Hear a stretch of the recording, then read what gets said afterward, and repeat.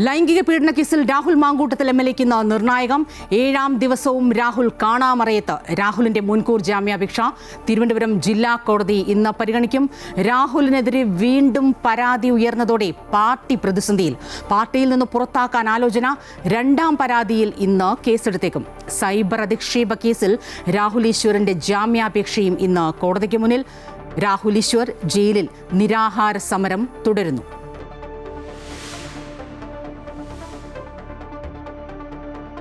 ശബരിമല സ്വർണ്ണ കവർച്ച കേസിൽ ഹൈക്കോടതിക്ക് മുന്നിൽ ഇന്ന് അന്വേഷണ പുരോഗതി റിപ്പോർട്ട് സമർപ്പിക്കും. നിലവിലെ സാഹചര്യം SIT വിശദീകരിക്കും. മുൻ ദേവസ്വം പ്രസിഡന്റ് N വാസുവിന്റെ ജാമ്യാപേക്ഷയിൽ കൊല്ലം വിജിലൻസ് കോടതിയുടെ വിധി ഇന്ന്. നാവികസേനാ ദിനാഘോഷങ്ങളിൽ പങ്കെടുക്കാൻ രാഷ്ട്രപതി ദ്രൗപദി മുർമു ഇന്ന് തിരുവനന്തപുരത്ത്. നാവികസേനാ ദിനാഘോഷങ്ങൾക്കായി ശംഖും മുഖം ഒരുങ്ങി. രാഷ്ട്രപതി നാവികസേനാഭ്യാസങ്ങൾ വീക്ഷിക്കും. തലസ്ഥാനത്ത് ഇന്ന് ഗതാഗത നിയന്ത്രണം.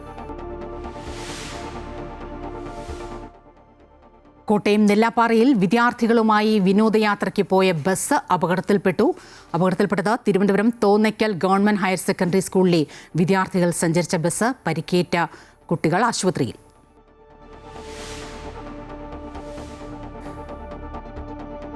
റഷ്യ യുക്രൈൻ യുദ്ധത്തിൽ സമാധാന ചർച്ചയിൽ തീരുമാനമാകാതെ പിരിഞ്ഞു. വിട്ടുവീഴ്ചയ്ക്ക് തയ്യാറാകാതെ പുടിൻ.